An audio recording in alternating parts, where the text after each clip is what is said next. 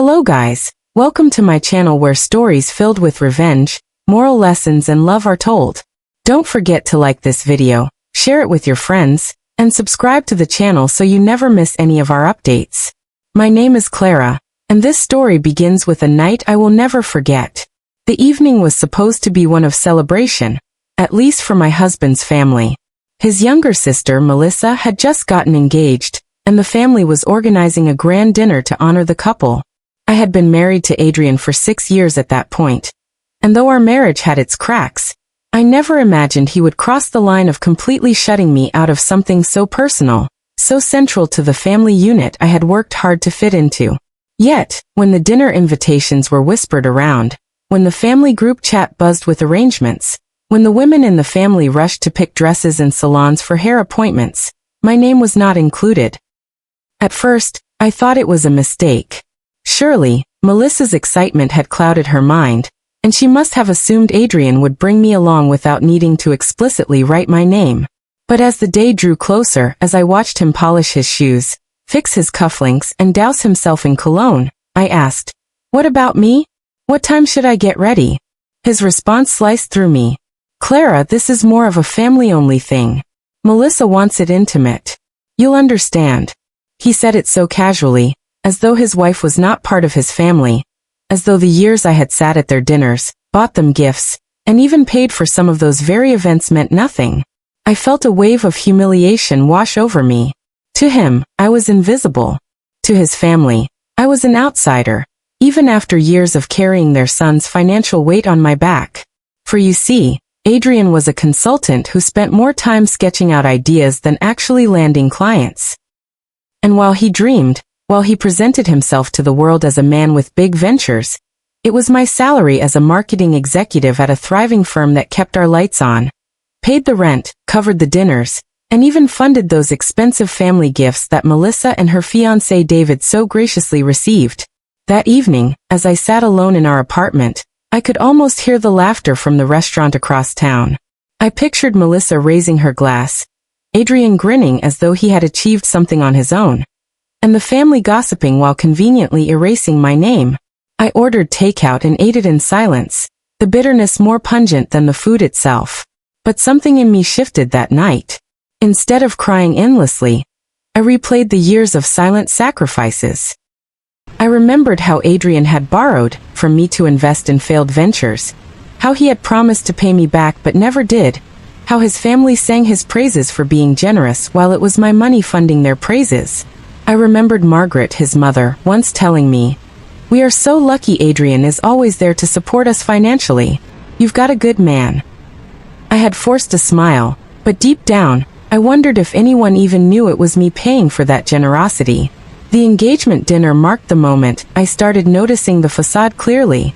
I began watching his movements carefully, his phone calls with clients that seemed more like idle chatter with friends, his sudden ability to buy gifts for his family when we were supposed to be saving, the way his mother always looked at me like I was merely there to decorate his arm while he strutted like the provider. I started to question everything. Days after the dinner, he returned home glowing. "Melissa's fiancé David is such a great guy. We all had an amazing time. You really should have seen how happy Mom was." I wanted to scream. Of course she was happy. She got her perfect family picture without me in it. Instead, I quietly replied, "That's nice." But my silence was no longer passive, it was calculating. I didn't tell him that night how much the exclusion hurt me. Instead, I observed. And in those quiet moments of observing, I discovered more than I bargained for. I saw unopened bank statements addressed to me but redirected to his desk.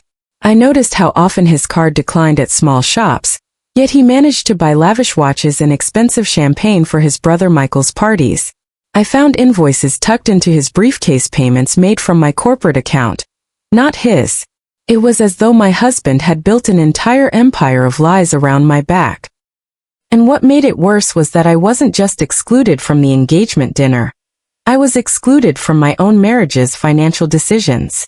He had carved a role for me, the silent financier, the invisible partner, the woman who smiled while others enjoyed the fruits of her labor. The exclusion was no longer about just one dinner. It was about years of invisibility, years of erasure, Years of being told indirectly that my worth was only in how much I could provide. That night when Adrian slipped into bed after the dinner, satisfied and smelling of wine and smoked meat, I lay awake staring at the ceiling, promising myself something. I would not remain invisible. Not anymore. The days after the engagement dinner unfolded like a fog. Adrian carried himself as though nothing had happened, as though it were normal to exclude your wife from a family event. But for me, the sting of being erased only sharpened with time. Every look he gave me felt like a performance, every compliment rehearsed. I moved through our apartment like a shadow, paying closer attention to the things I had ignored for too long. And then came the night that pulled the rug from under me. The night that forced me to see how deep his deception ran. It was a Thursday evening when Adrian insisted on hosting a business dinner for a potential client. He told me about it over breakfast, his voice casual, but his eyes gleaming with excitement. "Clara, this deal could be huge for me," he said, brushing crumbs off his shirt. "I've booked a table at Cardenas, the kind of place where serious people meet. I want you to be there, but just to smile and support me. Don't say much about work, all right? Tonight is about me." I nodded, biting my tongue. It wasn't the first time he had asked me to dim my light, so his could shine brighter. I had built a reputation in the marketing world, led campaigns that turned small brands into household names, and yet in his eyes my achievements were a distraction. Still, I went with him, dressed in a black dress I'd worn to countless firm dinners, hoping maybe tonight he would show me some respect. The restaurant buzzed with polished laughter and clinking glasses. The client, a middle-aged man named Gordon, shook Adrian's hand warmly and then turned to me. "And this must be your wife, Clara, is it? I've heard wonderful things." My husband quickly interjected. Yes, she's supportive. Always backing me up." His words reduced me to a background character in my own life. I forced a polite smile as we sat. The night carried on with Adrian spinning tales about his consultancy work, deals he had supposedly landed, projects he claimed to be leading. I sat still, sipping water, knowing full well none of it was true. Every figure he quoted, every project he boasted about, had one common denominator: my money. I had funded his business trips, paid for his subscriptions, and covered his office rent. Yet here he was, puffing out his chest as though he were a self-made man. Then the moment came. Gordon suggested a bottle of wine, and Adrian eagerly agreed. When the bill arrived hours later, Adrian reached for his card with practiced confidence.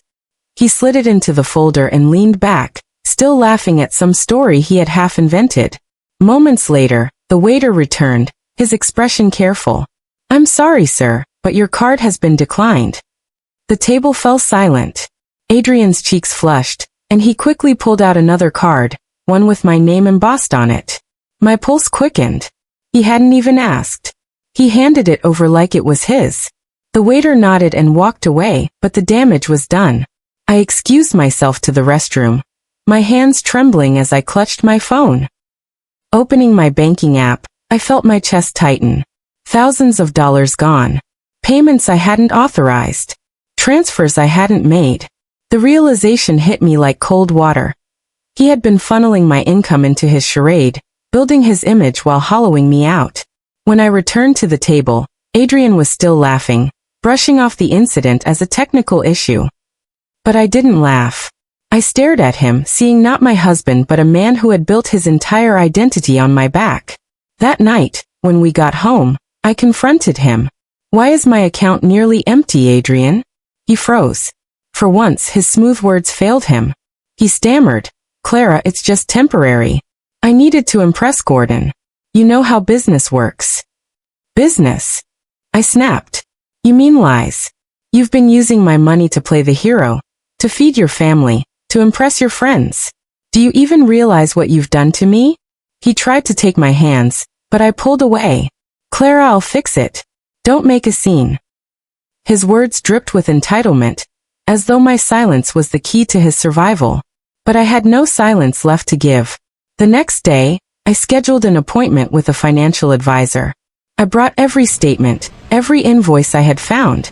The advisor, a sharp woman named Helena, looked at me with quiet sympathy. "Clara, he's been draining your income systematically. If you don't act now, You could find yourself in debt tied to his failures." Her words were heavy but clarifying. From there, I sought out a family law attorney. He explained my rights, how to separate my income legally, how to establish boundaries that no one, not even my husband, could cross. The process was draining, but with each step, I felt a piece of myself return. I opened a new account under my name only, redirected my salary, and cut off his access. For the first time in years, I saw my money as mine. Of course, Adrian noticed.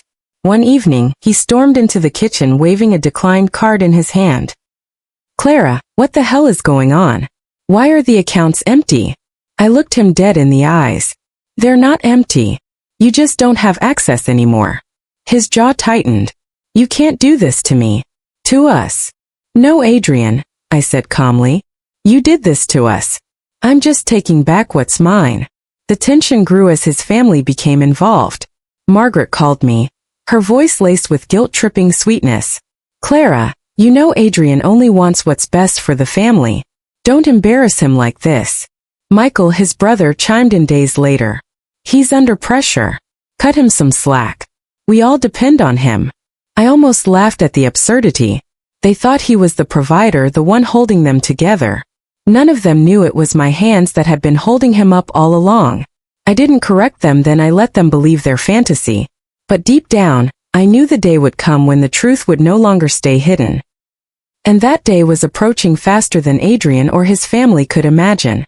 The tension in our home was thick enough to choke on. Adrian paced through rooms like a restless animal, snapping at me one moment and sulking in silence the next. He had lost access to my accounts, and with it the power he once wielded so easily. His mother Margaret kept calling, her words dripping with guilt and manipulation. "Clara, you can't treat a man this way. He's family. If he stumbles, you lift him." I listened quietly but refused to bend. For years I had carried him while he strutted around like the hero. I wasn't going back. The real breaking point came at Melissa's engagement party the following week, hosted at a grand banquet hall. Adrian insisted I attend this time, as if my presence could smooth things over with the family. I almost refused, but then a different idea flickered through my mind. This wasn't just an invitation, it was an opportunity. For too long I had been erased. For too long, they had celebrated him at my expense. Tonight, I would no longer remain invisible. I walked into the banquet in a deep blue gown, my head high, my steps deliberate. Eyes turned, whispers followed, but I stayed calm. Adrian introduced me to a group of his relatives with a tight smile, trying to pretend everything was fine. But the cracks showed quickly. Margaret leaned in and hissed, "Don't you dare embarrass my son tonight." I simply replied, "I won't." Truth has a way of speaking for itself. The night unfolded with laughter, clinking glasses, and speeches. Melissa beamed beside David, who seemed genuinely kind and warm. Unlike the others, he asked me how I was doing, and when I answered honestly, his face hardened with concern. "Clara," he said softly, "you don't deserve to be sidelined like this." His words steadied me for what came next. When it was Adrian's turn to make a toast, he launched into his usual performance. He bragged about the sacrifices he had made for Melissa, about the financial support he had given, about how proud he was to be the dependable brother. Cheers rang out around the room, but I could no longer stay silent. I rose slowly, the clinking of my glass slicing through the noise. "Since we're celebrating honesty and family tonight," I began, my voice firm but steady, "I think it's time the truth was shared. Everything Adrian has given you, every gift, every dinner, every so-called sacrifice wasn't from him. It was from me. For years, I have worked tirelessly, covering every expense, while he used my income to play the role of the provider." The room fell silent. Adrian's face was drained of color. "Clara, sit down," he hissed through clenched teeth. But I didn't sit. I locked eyes with Margaret. "When you thanked Adrian for his generosity, it was my paycheck you were praising. When you believed he was carrying this family, it was me you were leaning on. And while you toasted him at dinners, I was being excluded, erased, made invisible. No more." Gasps spread through the room. Michael shook his head in disbelief, muttering, "That can't be true." But David, Melissa's fiancé, stepped forward. "Actually, it is. Adrian asked me last month to borrow money for this party. When I hesitated, he claimed Clara's salary would cover it. I didn't say anything then, but now I see why. The air grew heavy with shame. Margaret's lips trembled as she turned toward Adrian. Is this true? She demanded. Adrian stammered, trying to weave another lie, but his words tangled into silence. I set my glass down. I'm not here to humiliate anyone. I'm here to reclaim my worth. From this day forward, I won't fund lies. I won't carry a burden dressed up as love. If this marriage is to survive, it must be rebuilt on truth, respect, and boundaries. The weight of my words hung in the room. Adrian's shoulders slumped as though the mask he had worn for years finally cracked. Later that night, when the guests had dispersed and the silence of our home returned, he finally spoke. His voice was small, stripped of bravado. Claire, I'm sorry. I was terrified of failing. I wanted them to see me as a man who could provide, not as a disappointment. But I see now that I used you, and I disrespected you. Tears pricked my eyes, not from pity but from release. I didn't need you to be perfect, Adrian. I needed you to be honest. I needed you to see me, not just use me. We sat in that silence for a long time. For the first time in years, his words felt real. The following weeks weren't easy. He resisted at first, but eventually, with therapy and hard conversations, he began to rebuild not his image, but his character. He got a steady job instead of chasing illusions. He apologized to his family in my presence, acknowledging my sacrifices. And slowly, I allowed the wall around my heart to lower. But the most important change wasn't in him, it was in me. I had learned to set boundaries, to protect what I earned, to value my worth. I no longer lived in the shadows of his performance. I was visible, not because he finally acknowledged me, but because I finally acknowledged myself. And in that visibility, our marriage found new ground. We didn't return to what we were before, because that version of us was built on lies. Instead, we started something new, something real.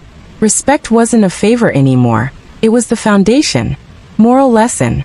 Life has a way of teaching us that silence can sometimes be more dangerous than conflict. For years, I thought supporting Adrian quietly was love, but it was self-erasure. What I learned is that love without respect is hollow, and respect cannot exist without truth. By reclaiming my worth and setting boundaries, I found not just fairness in my marriage but strength within myself. To anyone listening, never allow yourself to be erased. Your effort, your sacrifices, your light, these matter. Protect your boundaries and never apologize for valuing your worth.